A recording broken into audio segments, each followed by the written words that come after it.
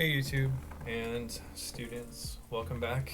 I promised that I would make a video that was talking about metaphysical conceit and symbolism in John Donne's Canonization, and I want to do that. So let me do this. Go here. This was what we were working with before, and if you were paying attention to the prior video, we talked about how the metaphysical conceit kind of happens in this stanza right here, stanza 3.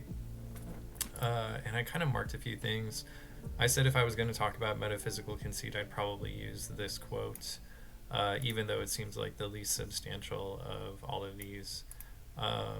This is kind of the symbolism that we saw when we were going through, and this sort of supports this metaphysical conceit happening. There's this progression, basically, of metaphor to symbol to something more than symbol, right? So I kind of want to talk about that. As for this down here, this was my discussion of metaphor, for example. And, I went through and I watched this video and I was like, this could totally be better. But because all of these videos are recorded sort of in the moment, off the cuff, I don't do any editing to them or anything like that. So, I should probably go through and revise this and make it more powerful. Which is also a suggestion that I just give to all of my students. Writing when you first write it is typically garbage. This obviously misinterpreted this quote a little bit. I said that he's comparing love to something so heavy that it could sink ships. I don't think that that's wrong, but when I look at this word size, his sort of specific diction here of sigh, I actually think that he's comparing love to a storm, which also sinks ships, right? Because the sigh is like a great exhale of air, right? Which is like a windy torrent that could destroy a ship, for example. So if I were gonna go through and kind of fix this, that's maybe the direction that I would take, because I think it's a little more specific. I would probably talk about the author's specific use of diction would suggest that the man's sighs are in fact like a torrent that would sink a ship, right? So again, I'm not perfect. Most people are not perfect when they first write something. So it's important to go through and revise. However, I do want to kind of show you how I would set up a paragraph that has to do with the metaphysical conceit. In this paragraph, I'm going to not only talk about this, but I'm going to talk about the metaphors that help it happen, and I'm going to talk about the symbolism that helps it happen, okay? So I might start this off by saying, finally, because if we were to look at my progression of paragraphs in my introduction, I'm talking about the metaphysical conceit last, right? So that's going to be probably my last paragraph, so I might start that with finally, right? Finally, Donne conveys his message in the poem through the powerful metaphysical conceit. No, that's not. I was like, is that right? Powerful metaphysical conceit that occurs in stanza 3.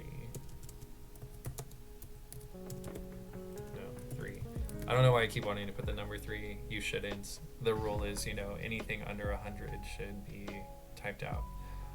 So I set myself up to talk about this metaphysical conceit here, okay? I want to do some framing before I get into the quotes. I want to say something like, this conceit is crafted through a series of metaphors that naturally dovetail into heavy symbolism, which ultimately transform the speaker and his love into something more than merely lovers. They elevated to a powerful concept worthy of prayer. Okay, because remember, canonization means that you can be turned into a saint, right? And within Catholicism, you can pray to saints for guidance, right? Now, if they're elevated to something so powerful, young lovers might pray to them for love, right? People at war might pray to them to understand how to solve their war or solve their problems, right? And he even mentions this at the sort of end of the poem, that all of these people will say this prayer, which he says in quotation marks, right? And that this prayer will basically invoke our love to bring love to them, right? Which is just so beautiful, right? That two lovers could be elevated in such a way, right? So the first thing that I want to do, because I've said I'm going to talk about the metaphors that become symbols that ultimately show the metaphysical conceit, right? I can do this forwards or I could do this backwards. Like I could start with a metaphor and naturally build up. I can start with the idea of we die and rise the same and prove mysterious by this love. And then I can go backwards and talk about, the phoenix, what the phoenix means, unpack the eagle, unpack the dove, unpack the metaphors that it started with. But I think I'm going to go kind of sequentially here. So I'm going to start with the first sort of metaphor, right? And I think I'll take these two lines as the quote that I want to use for that part, the first part talking about the metaphor there. And I want to take it because I can also show you guys how to correctly cite poetry, right? So let's see, we start with, and his love into something that's merely more than elevated. Okay. Donne accomplishes this feat by first introducing the metaphor of the lovers as flies. Okay. Donne writes, comma, quotation mark, control V. And I'm gonna have to clean this up, right? But this is my line break where I have the cursor, right? So I can go back until it lines up. Okay, right there. I do spacebar / spacebar to show that there's a line break there, okay? And I'm gonna end the quote right here. Okay, so what I want to do is change this so that the font is all uniform, Times New Roman, 18, was it 18, 17, 16, 16, and bold, okay? So that's all uniform. Now, like before, I said line 11, right? However, this is two lines, so there's one here, one here. So we need to go up and kind of look at what lines those are. So if this was 11, 12, 13, 14, 15, 16, 17, 18, 19, 20. So these are lines 19 and 20.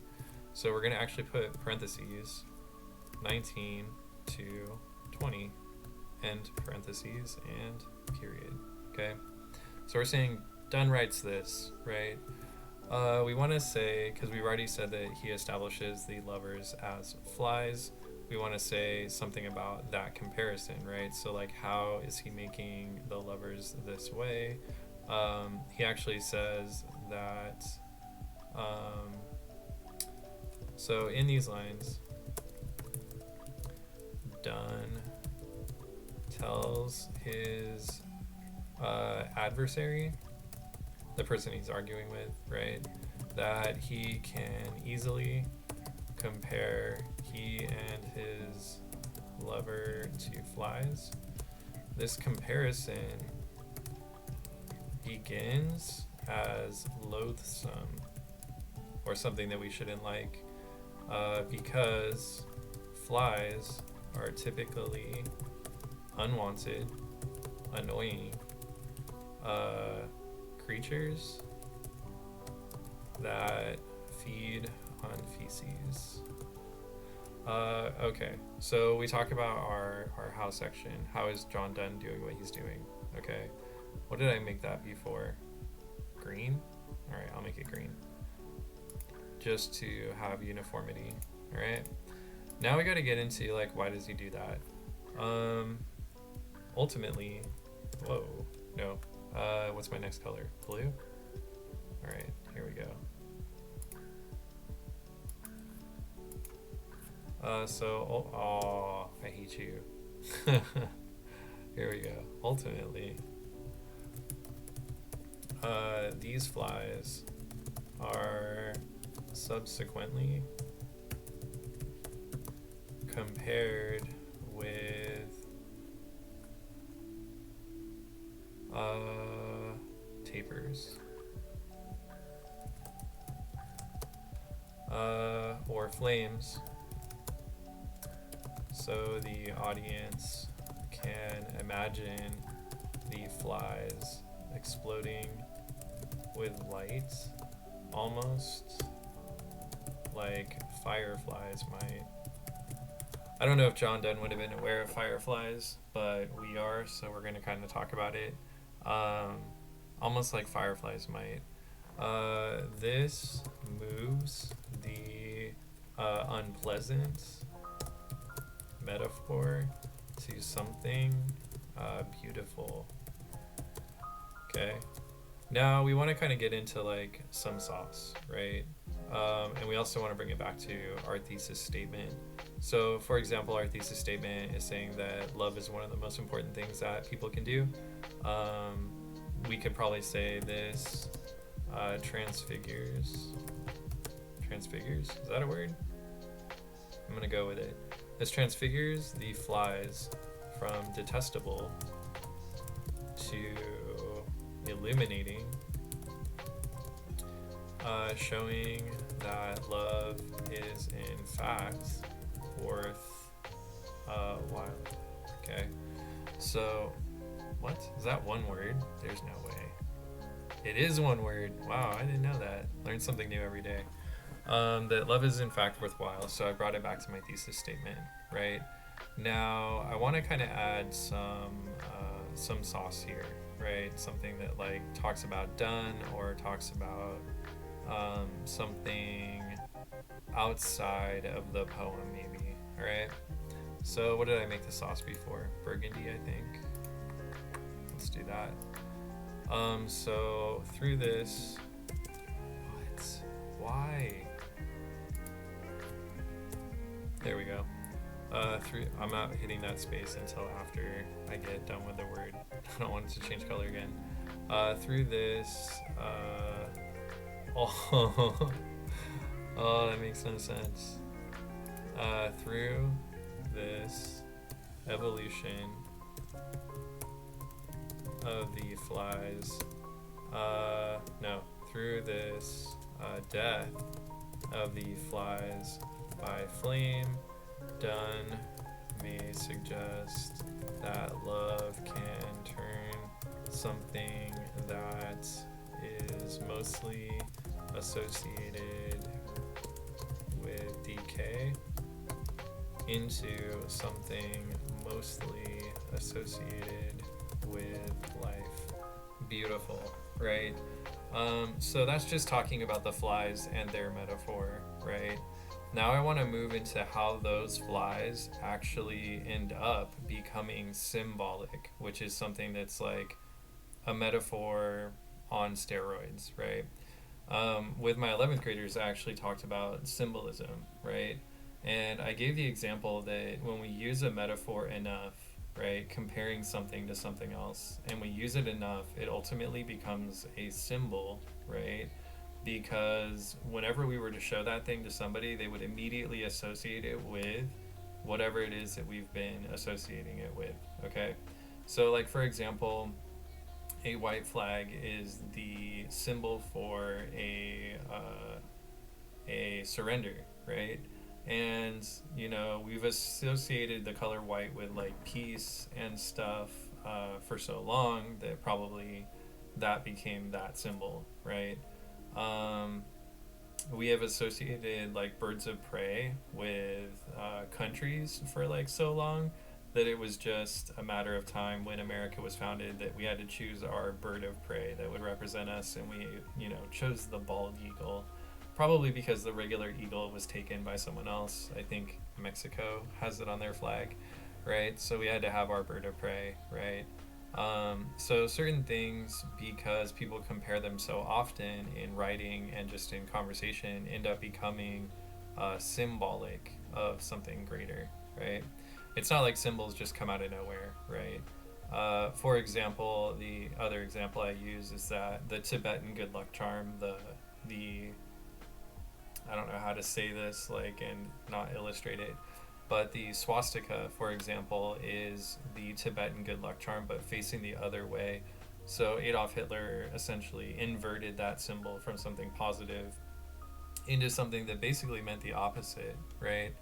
And that's how symbols can kind of be manipulated.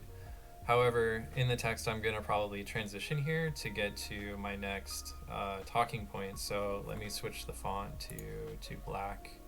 And we'll think of a crafty or just well done transition. I've already used ultimately. I'm going to say furthermore.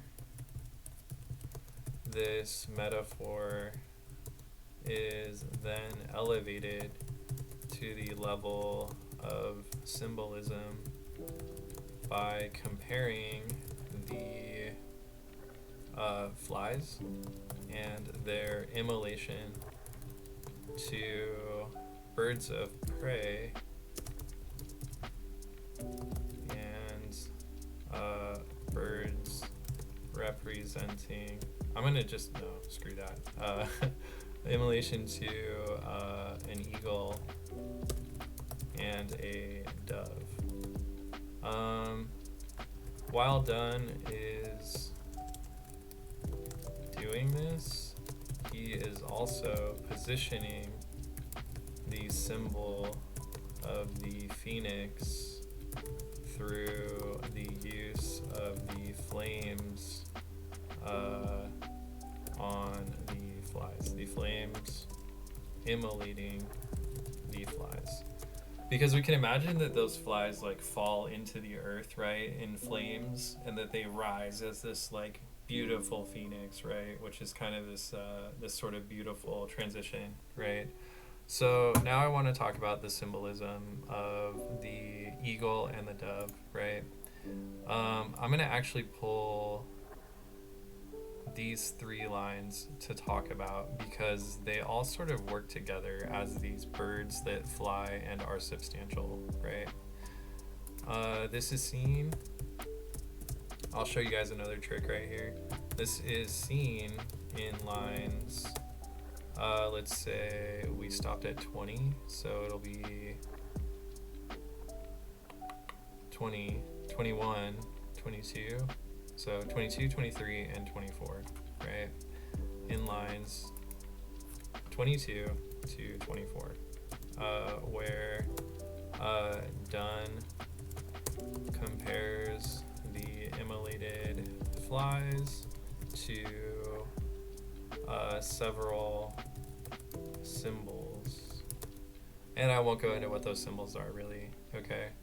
So we lead into it because we put these line numbers here, we don't actually have to put them later, which is cool, right? So we could say Donne writes, quote, boom, right? Remember that we have to put those slashes there. So as we back this up, we have to be space slash space, right? And as we back up the other one, we have to do the same thing. So let's back it up.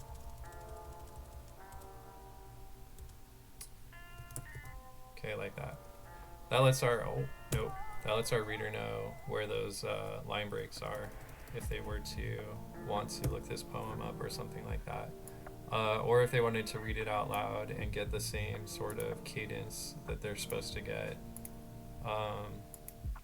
as they read it. Bold and no color. Aha, wait, oh, did I unbold it somehow? There we go. Okay, cool. So now we don't have to put those line numbers down there because we referenced them at the beginning, which is kind of neat. We don't even have to put done because we mentioned done right here, okay? So now we're ready to kind of talk about these symbols, all right? I want to, where is it? This is seen. This is all of our what, right? So this is going to be our, what are we looking at? What is the author doing or creating, right? I'll actually go back here throughout the poem, Donne, blah, blah, blah, make it orange. Aha. So now we have universal colors, right? So through, let me make this, what am I going to go with? Green again? Let's go with green. Through the elevation of the flies, actually, no. Oh, it's going to switch colors. Donne, oh, it didn't. Okay. Donne, moves the metaphor of the flies by comparing it to birds. However, these birds are significant because they are very obvious symbols to most readers. The eagle is a symbol of power, as it is a bird of prey, typically associated with nations and armies. The eagle, like I said, is also associated with, Nazi Germany later, the sort of iron eagle that's on a lot of their stuff, but is also a symbol for the American military and the might of America also, and several other countries have, birds of prey as their symbol, right? This symbol may serve to represent the male aura in the poem. Okay, so we've unpacked the first symbol. We have to now unpack the second symbol. Done. And here's a really great word to use that's a literary word. Juxtaposes this eagle with a dove. Okay, so juxtaposes, you put two like opposite things next to each other. So eagle, bird of prey, dove typically is prey, right? What the eagle would kill. So he juxtaposes this, he puts them together, right? With a dove. Okay, doves are most typically associated with peace because of all kinds of biblical stuff, right? I think it's the dove that goes to Noah with the olive branch or something like that. I don't remember. Doves are most typically associated with peace, right? However, cleverly, Donne makes these two symbols the two parts that construct the symbol of the phoenix, giving the phoenix both a powerful but forgiving power. Okay, so he creates this phoenix out of the eagle and the dove, which gives it this powerful but forgiving power. Okay, the phoenix itself is a symbol of rebirth,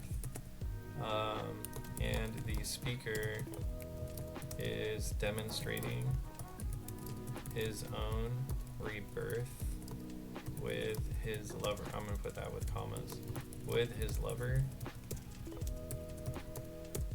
as something more than merely human. Okay, that's all of the how. So like, symbolism is hard to talk about, especially if we're talking about multiple symbols and how they work together. This is not obviously my best writing, but it does the job. Okay, So now we need to talk about kind of why this matters. This is kind of why-ish. It's kind of like talking about why type stuff.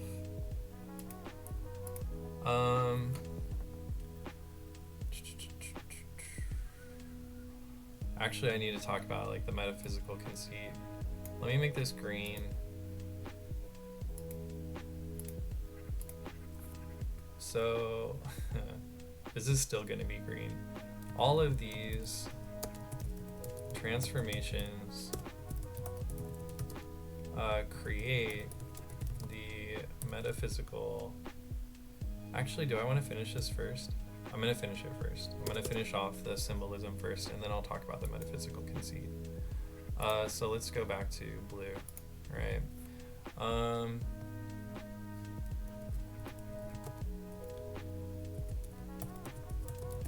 These symbols and metaphors together to show movement of what is seemingly simple into something extremely complex, but still using symbols that most people could recognize and understand easily.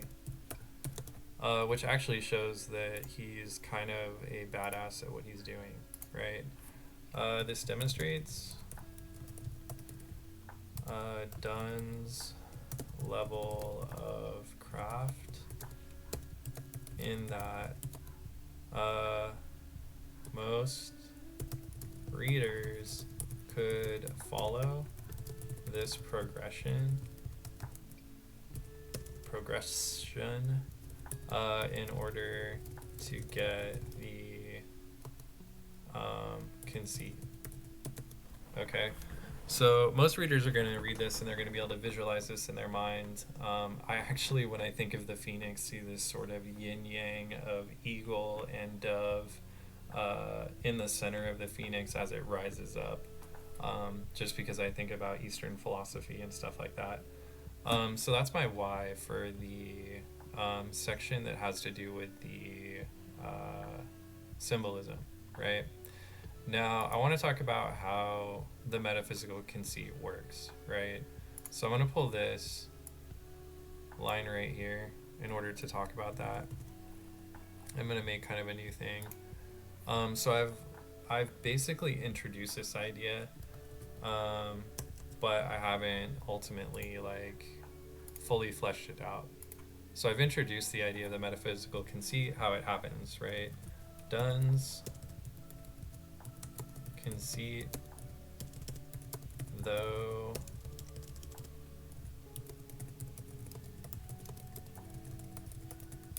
maybe seemingly easy to understand, is still powerful. He writes, and then boom, and we want to bring this back to here, slash, what line would that be? We went from 24, which would be this part, no, this part, 25, 26, 27, so, okay. So we need end quote, we need 26 to 27. Okay. Change the format. Times New Roman. Bold. 16. It didn't bold it, man. There we go. Alright, period. Oh, no, we can't have that highlight. There we are. Alright.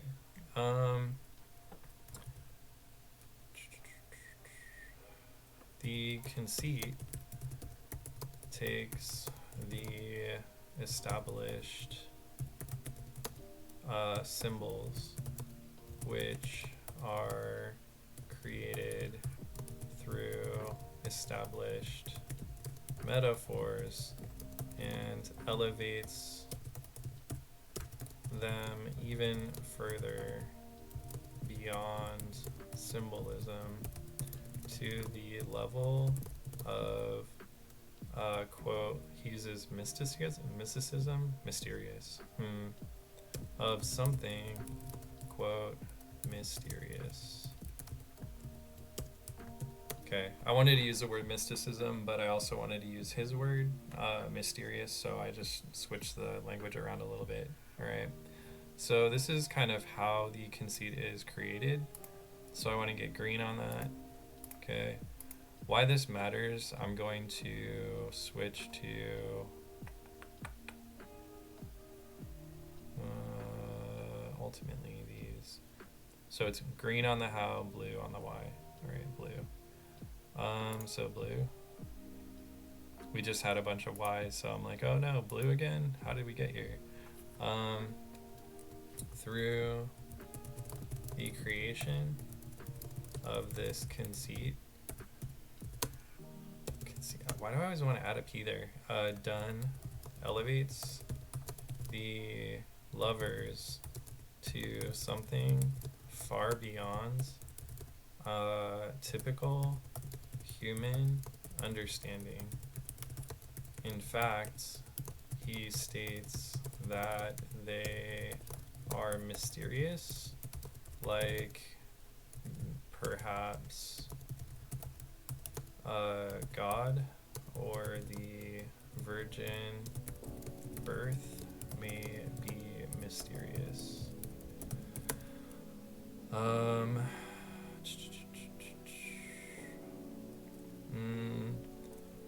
Okay, so that's my why. Now, if I want to add some sauce here, this is some real mental tasking. If I want to add some sauce here, I need to bring it back to this idea of superseding humanity or doing something more than what is typical or more than human. So let's see. While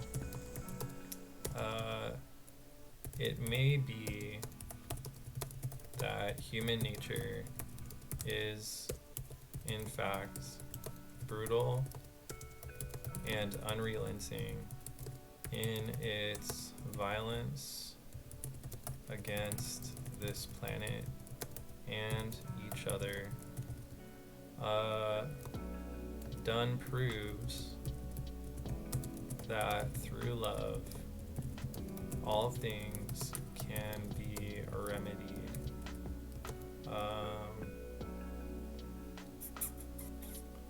And instead of seeking more earthly, base, and selfish endeavors, people,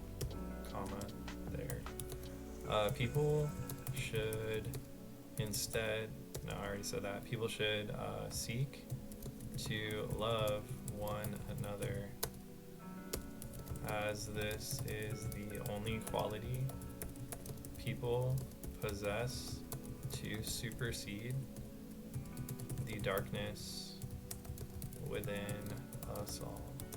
Oh shoot. Supersede. No. I guess so. Alright. Okay, so good. Now, if you've been following, that's a lot, right? And in fact, if we were to shrink this down, I could show you kind of, how much space this would take up, but it would actually still be a lot. Could I break this into multiple paragraphs? Yeah, sure. I would probably take this symbolism part and I would make it its own paragraph. Then I would insert a transition and I would talk about this part right here. And that's totally reasonable, especially because I have symbolism in my thesis as a separate talking point. The reason that I like all of this together is that it shows the natural progression from metaphor to symbol to elevated concept, right? Something beyond symbolism, to ideas or something that is like mysterious, right? But that's kind of how I would choose to talk about these things. Now, do I expect you to be able to do that as a fledgling student, looking at metaphor and symbolism for, the first time? Absolutely not, right? However, this is kind of where we could go with this sort of thing, All right. Also, this should kind of show you how deep and how substantial and how, thoughtful authors can be with their choice of word and progression in the things that they write. Okay. Metaphor, while it is just a comparison between two things, not using like or as, is actually like an extremely deep concept, right? It's making something else, right? Except Donne, because he's so smart and so clever, decides, oh, I'll make something else, and then I'll then transfer that into a symbol, right? So I've elevated flies to eagles, and eagles to a phoenix, right?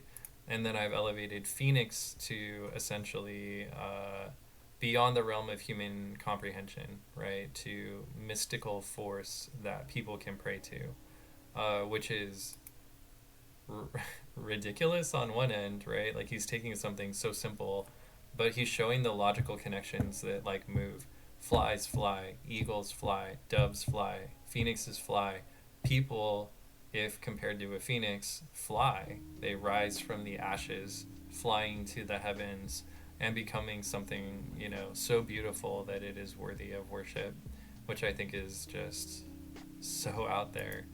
That's part of why I love John Donne. I love his poetry so much. I think it's just amazing. And hopefully by the end of this, maybe all of you guys can love him too. So hopefully that was helpful. Hopefully you understand a little bit of how metaphor, symbolism, and metaphysical conceit kind of work. Metaphysical conceit is not something that I ended up studying until I actually got to college, because it's an actual really complicated kind of thing to talk about. But I'm happy to kind of show it off for you guys so you can at least think about it, right? I don't know that you'll read this poem in high school. I didn't read it until college because it's just very complex. Donne in general is complex.